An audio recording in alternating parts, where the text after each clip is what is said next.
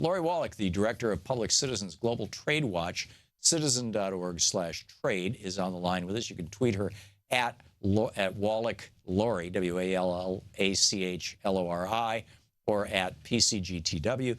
Lori, welcome back to the program. Lori? You're on the air? I am. I'm so sorry. I'm coming to you live from the news conference up on Capitol Hill right now, where a pack of members of Congress are talking about the demise of the TPP. On the other hand, you've got a member of Congress who is saying, not so fast. This is Representative Kevin Brady, a Republican. He said Republicans are going to continue to support the freedom to trade. Don't withdraw, renegotiate. There's plenty of levels the field. Renegotiate, fix the problem. You think he's going to prevail? I was actually at the event where he said that last night, and it was a little delusional. He stood up first and said, the Republicans, the party of free trade, will revive the TPP. And I thought, did he listen to his presidential candidate, who's the president-elect? Did he look at the exit polls that show where Republican voters are on these agreements? Or did he happen to notice the scores of Republican members who came out against TPP after voting for fast track once they actually saw what was in the deal? I'm guessing he's looking at his campaign donors.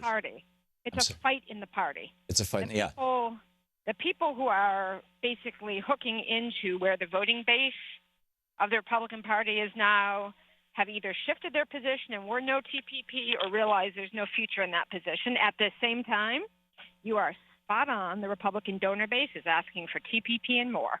Right.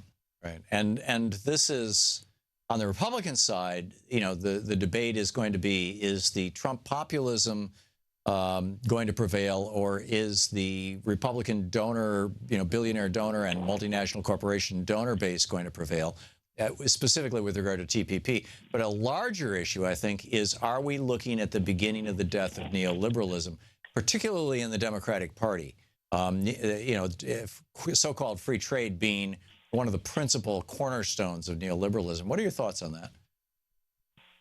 Well, I think it's really important to sort of look at the history of what happened with this particular TPP and how it led up and contributed to the state of affairs politically, which is to say, although the election of Donald Trump did not kill TPP, because the TPP hasn't had a majority in Congress since the day it was signed in February, it is certainly the case that the president of the United States, Barack Obama, pushing the TPP relentlessly through the primary and general election, helped elect Donald Trump, which is to say the Democratic Party has been seen by many working class voters as having no interest in their interests. And it probably didn't help that the Democratic candidate was another person named Clinton, given Bill Clinton and NAFTA is the source of an enormous amount of union and white working class voting fallout in 1994, right after NAFTA passed.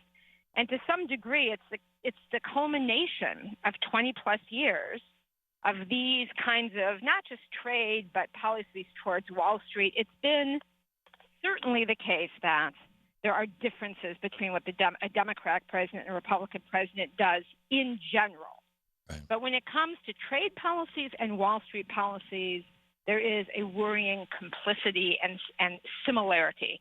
And I think with the TPP's demise, if you look at the map, it was the majority of Democrats in Congress who are against it, almost all of them, but a sizable block of Republicans. And that's why we're not seeing a vote. Right. So what would you like to see the Trump administration, if Donald Trump is going to keep his promises to his voters, that he's not only going to block TPP, but that he's going to go back and blow up all these other trade deals? Now, I realize he's moderated that language to, quote, renegotiate. God only knows what that means. But what would you like to see if he decides to go full populist in defiance of his own party? Well, I think that there are some areas on policy, not on politics, but on policy, where people who care about having manufacturing jobs in the United States and a strong manufacturing sector, people who are focused on the communities that's manufacturing jobs and small farms supported, not the big agribusinesses. If you look at what are the necessary trade policies to meet the needs of those people, then it's not really a partisan outcome to say you have to have currency disciplines, rules against currency manipulation in every trade agreement, so that if a country gets an unfair advantage by devaluing its currency, automatically tariffs snap into place to equalize that. Yeah. You have to have rules that make it easier to identify what product is made. They're called rules of origin, what product is actually made in the country, so you don't end up having a product, say, from China slide into an agreement that is with a country that's meeting higher labor standards. Right. You have to have a set of labor and environmental standards. Just like we have federal minimum wages and federal environmental standards, we now have a global economy with global companies and no global rules. Those are things that have to be in an agreement. And what can't be in any future agreement are things like the investor-state dispute settlement rules that promote offshoring, that let corporations, millions of them, drag the U.S. government in front of 3 corporate attorneys and demand unlimited payment from taxpayers for laws that they think violate their new trade agreement rights.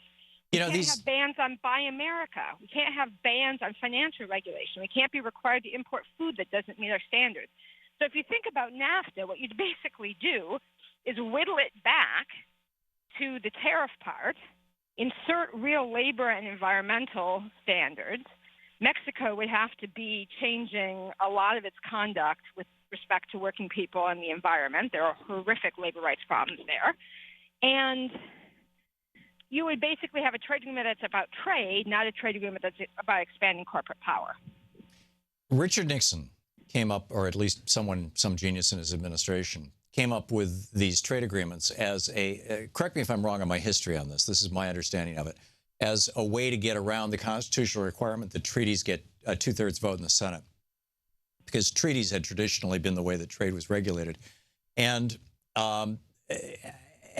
prior to that time, well, even at that time, we had a tariff-based trade system. Alexander Hamilton introduced this in 1791. We had average tariffs that ran from 20 to 35% from 1793 until, excuse me, until the 1990s. The entire budget of the federal government was supported by tariff income from the George Washington administration to the Lincoln administration. 2/3 of the federal government's income was from the Lincoln administration of World War I was tariff income. From World War I to World War II, it was fully 1/3 of the federal government's income. It served us well. It built a great industrial power. I had Eamon Fingleton on yesterday, the economist who writes for Forbes. And he said, the Irish economy, he's in Ireland, and he said the smartest thing the U.S. could do is just pull out of all trade agreements and go back to a tariff-based trade system. What do you think? Well, I think that actually it wasn't Nixon who did that. It was FDR with the Reciprocal Tariffs Act, and we already had statutory tariff reduction by then. And actually even before that, before 1934 when that was implemented. But I think that the way we need to think about trade agreements is as the binding rules of the road that exist, that can be enforced. The U.S. market and our huge trade deficit is very lucrative to other countries, and leveraging that to get the kind of conduct that we want. Right now it's leveraged to make patents longer, to raise medicine prices for big pharma. If we leverage that on raising wages and raising working standards and raising environmental standards around the world, we would be creating economies where we could sell things, but also that people's day-to-day lives would be much better. And so I think when we think of the difference between a trade agreement and trade, we need to think about our trade agreement should be about trade, but trade under terms that lift up people, that actually create jobs, that raise wages, versus right now our trade agreements basically are very little about trade and a lot about undermining rights and protections that people have by law for their human rights, for the environment, for food safety, and giving new powers to companies. Right. But why extend patents and copy? I mean, these are government monopolies. Why extend them at all, even if it's in exchange for better wages? Why not stop extending them and allow competition to happen in the marketplace? No, that's what I'm saying. Oh, I'm sorry, I misunderstood you. Monopoly patents. There shouldn't be monopoly patents in trade agreements. There shouldn't be limits on financial regulation. Okay. There shouldn't be limits on food safety. None of that stuff has anything to do with trade. Yeah, I That's misunderstood my point. you. The trade agreements should deal with trade, but the trade agreements to deal with trade, given everyone wants to sell stuff here for the sake of people in the other countries, but in our own long-term interests, we need to put a floor under what that conduct is going to be. Right.